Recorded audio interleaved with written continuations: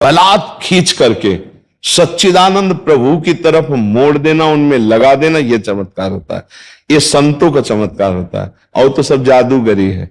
जैसे एक हमने खुद देखा था, वो ऐसे पूछते कौन सा सुगंध चाहिए, बोले केवड़ा की, वो ऐसे करते पूरा वातावरण केवड़ा का।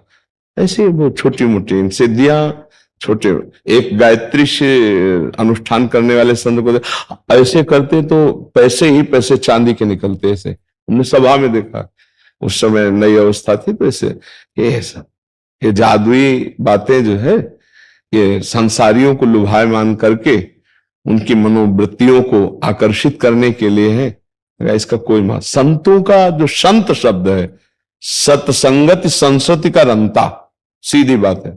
जब द्रोही दीन दयालु राघो तो साधु संगति पाइए। उसका फल क्या है?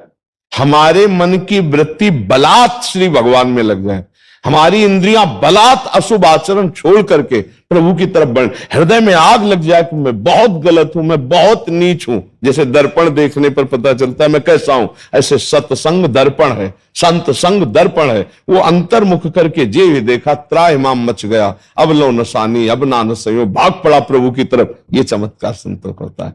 और ये होता है नाम वाणी गुणगान और सदैव सत आचरण। अगर थोड़ा भी स्वार्थ है सांसारिक वाणी में, जो हम बोल रहे हैं उसमें थोड़ा भी स्वार्थ है, वो निष्प्रभावित प्रभाव वही डालेगी जो शुद्ध परमार्थ है। स्वांता सुखाय तुलसी रघुनाथ गाथा। बस चौथी भगत मम गुणगन करई कपट तज गान। संत वाणी का प्रभाव इसीलिए पड़ता है, वो स्वार्थ रहित होती है। स्वार्थ रहित जुग जग उपकारी, तुम तुम्हार सेवक असुरारी। और जिस वाणी में स्वार्थ है उसका प्रभाव नहीं पड़ेगा। शास्त्र वही है, प्रवचन वही है, वाणी वही है, पर प्रभाव नहीं पड़ेगा। प्रभाव किसका पड़ेगा? जो स्वार्थ रहित जग जुग उपकारी, तुम तुम्हार सेवक असुरारी। जो भगवत भाव से भरा हुआ, रात दिन मम गुण गावत पुलक शरीरा। यह हमें सौभाग्य मिला, भगवत चर्चा करने का सौभाग्य। आप श्रवण करने आए तो हृदय से भगवत बातें निकल रही, भगवान मेरे समय को अपनी चर्चा में व्यतीत करवा रहे। ये हम पर कृपा, आप सुन रहे हो, ये आप पर कृपा। मूल तो श्री भगवान ही है। और संत दर्शन से पाप नष्ट होते हैं, ये तो बहुत छोटी बात है। लाखों कोस दूर से उनका स्मरण मात्र कर ले। सुमिरन नाम पवित्र अति, सुमिरन नाम पवित्र अति, दरस परस अगनाश। दरस परस अगनाश बास निज संग करो दिन, तिनमुख हरिजस सुनत श्रवण मानो न त्रपित हिम। तो कल अभद्र वर्णत सहित जितने कलयुग के हजारों दोष हैं वो क्षण में नष्ट हो जाते संत समागम से। दोबारा हृदय में उदय होने की ताकत नहीं रह जाती, क्योंकि हरि नाम जपत जय।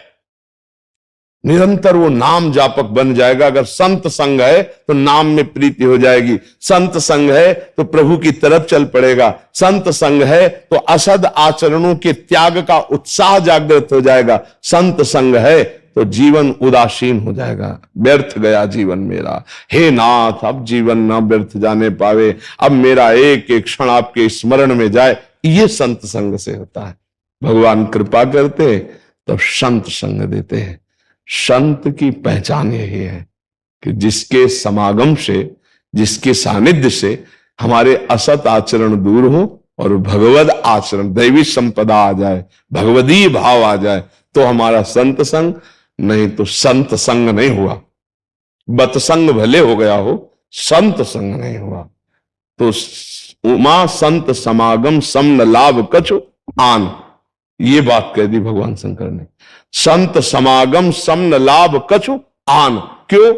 तात स्वर्ग अपवर्ग सुख धरी, तुलाए कंग तुलनताय सकल मिल, जो सुख लव सत्संग। सत्संग के आगे कुछ नहीं रखा, स्वर्ग मोक्ष सबको। क्यों? सत्संग सीधे भगवत प्रेम प्रदान करता है। क्योंकि सत्संग सर्व संगोपहे माम, सब संगों का त्याग करा के सीधे मेरे में आसक्ति कर देता है। केवल भगवत चर्चा श्रवण मात्र से रत्नावती जी को भक्त भूप कहा गया। केवल भगवत चर्चा सुनने से मथुरा के ब्राह्मण पत्नियों को भगवत साक्षात्कार हुआ, उनके पतियों को नहीं। वो याज्ञिक थे, लेकिन उनकी वैसी निष्ठा और श्रद्धा नहीं पाई गई। भगवत चर्चा सुनने मात्र से महामोह का नाश करके भगवत प्रेम, और ये होता है तभी प्रभाव पड़ता है।